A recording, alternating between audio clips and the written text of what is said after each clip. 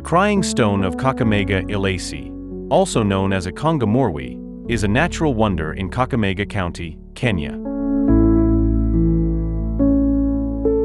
Today we locate a similar story on the slopes of Mt Elgon in Muungango Village, Trans-Nzoia. Here, there is another crying stone. In somebody's home.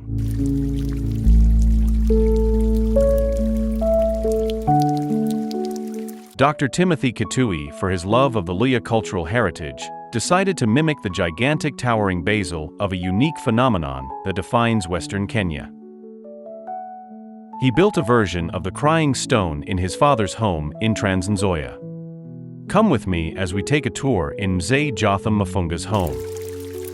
I thank God for my son, who is very supportive. Whenever he sees I desire something, he will run up and down and make sure he provides me with what it is. So behind me, there is artificially made stone that can release water, just like the natural stone I saw somewhere. I happened to be exposed to an urban area, and what drew my attention most was the beauty of the buildings, the beauty of the compound being contributed by the makeup or the arrangement of flowers. Being interested in vegetation, I was more interested in anything that looks beautiful.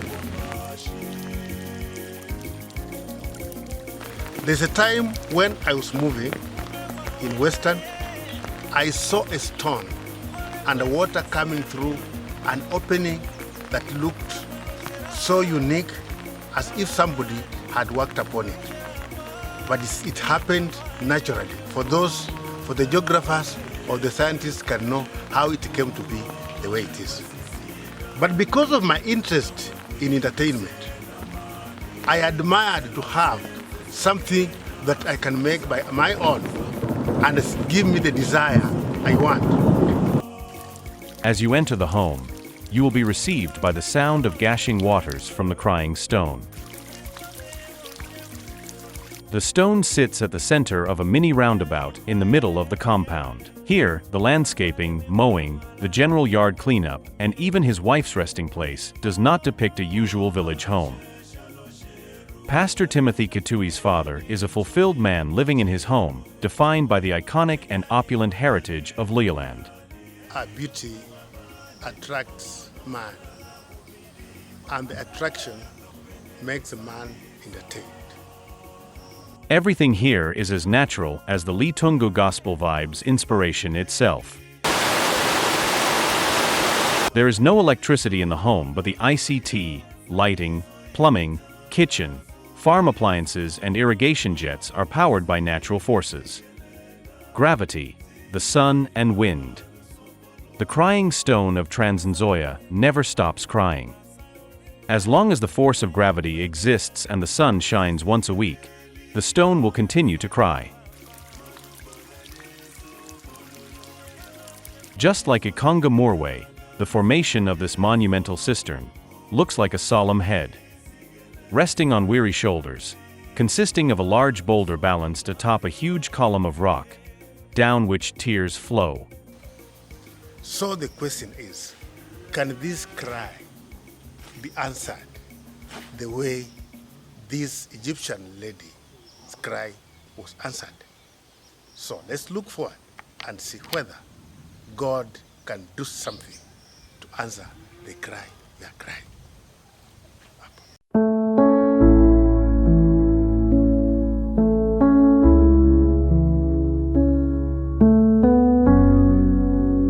After the cry, God provided an answer, one of which was a promise that he was going to make the boy a great nation. And the immediate answer was, when the lady was asked to look back, she saw a mass of water. So, according to the cry of the stone, the water that is flowing cannot be wasted. It has to go underground and be collected in a hole that will be called a fish pond, whereby if the fish will be the fish, the project will be established. The fish will provide white meat, but because as it eats, there will be remnants, leftovers, and excretory material, the water will be polluted. So there should be an outlet, inlet of fresh water and outlet of dirty water. The dirty water will be collected in another hole, which will be a dam, and this water will be used for irrigation. If the water is used for irrigation, for one, the water is not pure. What has been a pollutant in a fish pond has turned out to be nutrients to the crops that will be irrigated. In this case, God will have answered the problem of food, in that there will be supply of white meat enough for consumption and surplus for sale. Same to the crop in the garden. There will be enough food to eat and surplus for sale. In this case, food crisis will not be a problem, and by selling the surplus, this will stabilize the economy. Thank you. We reached out to Dr. Kitui'S to know more about his motivation to go this deep with the Luhya cultural heritage beyond his music. Here is what he had to say. Hello. Well, my name is Dr. Timothy Kitui'S, and Ikhongo Murwi, the Crying Stone of Ilesi. I read about it in books, in GHC, Muungango Primary School, and later in Geography, Commerce and Social, Education and Ethics, Nabunga Salvation Army Harambee Secondary School. And so this stone was so monumental. It was until when I got to the university at Masinda Mlilo University of Science and Technology, together with the Disaster Management and International Diplomacy class of 2009, that we visited the real Ikhongo Murwi in Ilesi. So being an ardent follower and a keen lover of the heritage that define our culture and being a real Luhya, I visited a number of institutions, corporate institutions, including established universities in the region, to just ask them if they could build, instead of a conventional, universal, copycat kind of system in front of the institution, if they could have the Crying Stone. And nobody seemed to give me an audience. So I approached my dad and asked him if we could build it at home. And yes, years later, I'm happy that we did it. And talk about my dad. We had this huge fight about,